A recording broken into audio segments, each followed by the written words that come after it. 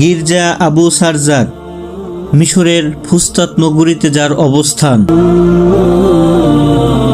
এ ঐতিহাসিক গির্জাই আল্লাহ তাআলার নবী হজরত ঈসা আলাইহিসসালাতু ওয়াসসালাম এবং তার সম্মানিতা মাতা হজরত মারিয়াম আলাইহিসসালাতু ওয়াসসালাম অবস্থান করেছিলেন 3 মাসেরও অধিক সময়।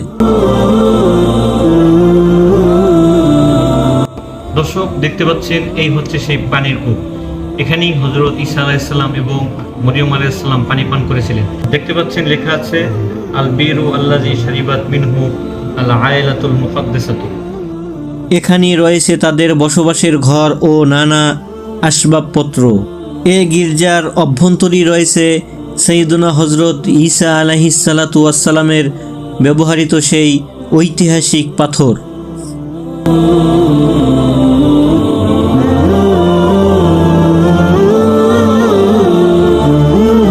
ঐতিহাসিক ফুস্তাত নগরীর প্রাণকেন্দ্রে অবস্থান এই গির্জার।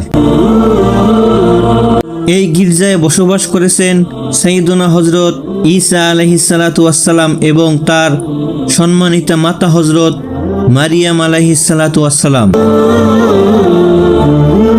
যা একাধারে মুসলমান ও খ্রিস্টানদের পূর্ণভূমি। মিশর ভ্রমণে আসা মানুষের প্রধান ভ্রমণ গন্তব্যর অন্যতম স্থান এ ঐতিহাসিক গির্জাটি।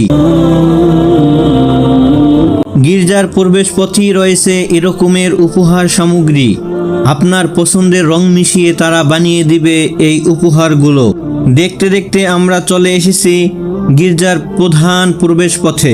ভূমি থেকে কিছুটা নেমে সরু গলিপথে যেতে হবে মূল গির্জার কাছে।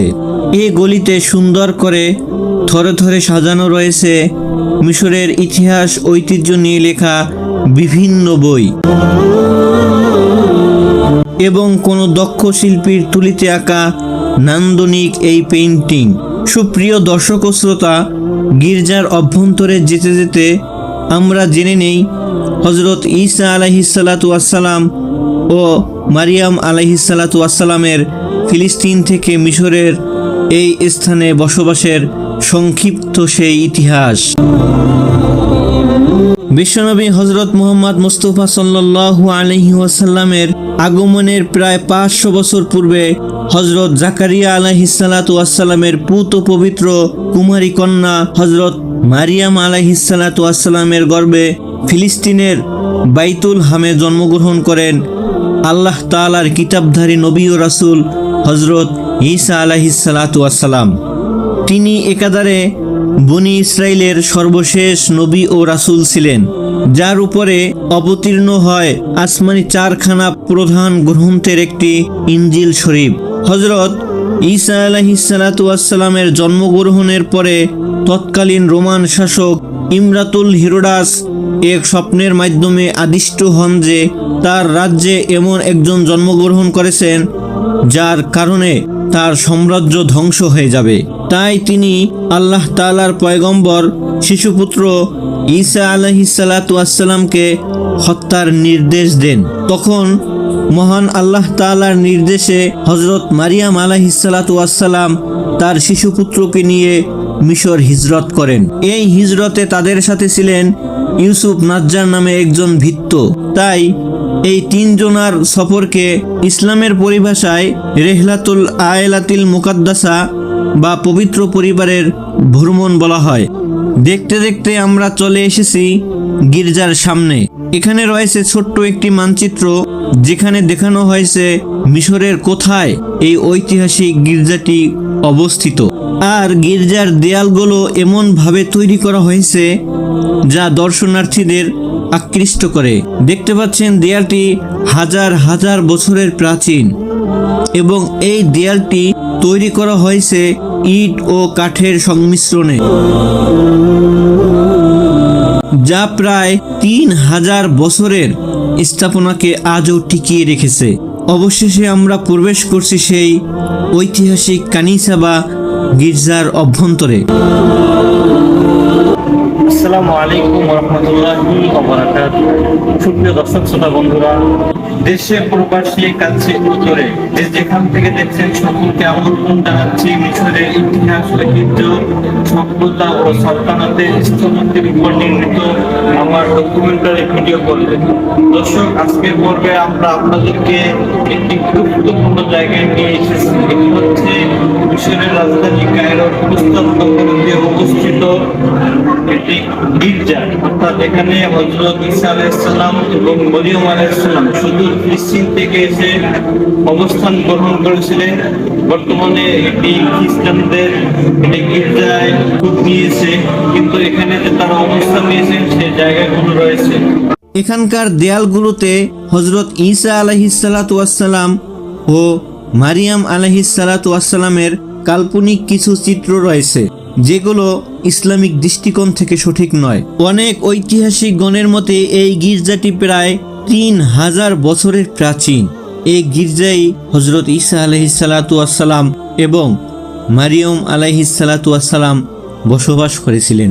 এখানেই রয়েছে তাদের ব্যবহৃত সেই ঐতিহাসিক পানির কূপ।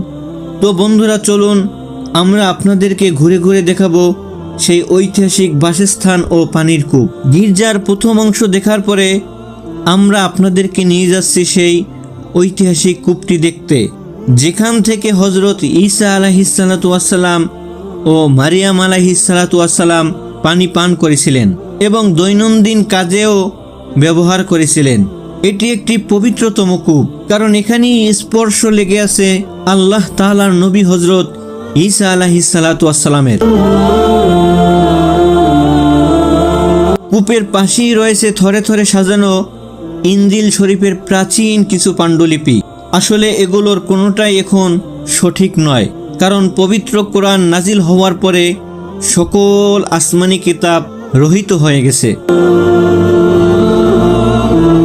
সুপ্রিয় দর্শক ও শ্রোতা, এবার আমরা আপনাদেরকে নিয়ে যাব ঈসা আলাইহিসসালাতু ওয়াসসালাম এবং মারিয়াম আলাইহিসসালাতু ওয়াসসালামের বাসস্থানের দিকে। দর্শক, এখন আমরা মাটি থেকে কিছুটা নিচে প্রবেশ করব, কারণ যে জায়গায় হযরত ঈসা আলাইহিস সালাম এবং তার মমতাময়ী মাতা মরিয়ম আলাইহিস সালাম অবস্থান করেছিলেন। আমাদের সাথেই থাকুন। দর্শক, দেখতে পাচ্ছেন এখানে লেখা রয়েছে আল মাগারাতু আল্লাতী মাকাসাত ফিহা আল আয়লাতুল মুকাদ্দাসাতু মুদ্দাতা সালাসাত আশহুরিন ওয়া সারাত কানিসাতু ফি আসরি রাসূলি, অর্থাৎ এখানেই ঈসা আলাইহিস সালাম এবং তার মমতাময়ী মাতা হযরত মরিয়ম আলাইহিস সালাম অবস্থান করেছিলেন। আসুন আপনাদেরকে নিয়ে যাচ্ছি সেই জায়গায়।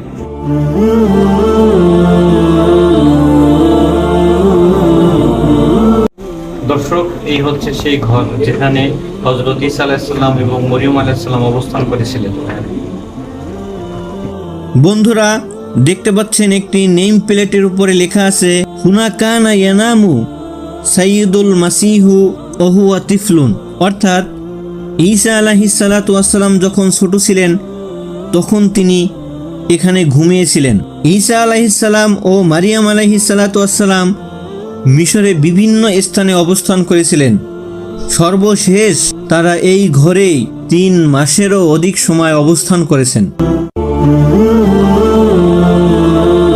বন্ধুরা, এই ছিল আজকের পর্ব। আর গির্জার পাশেই রয়েছে সুন্দর একটি শোপিসের দোকান, যেখানে সাজানো রয়েছে মিশরের ইতিহাস, ঐতিহ্য ও সভ্যতার নানা নিদর্শন।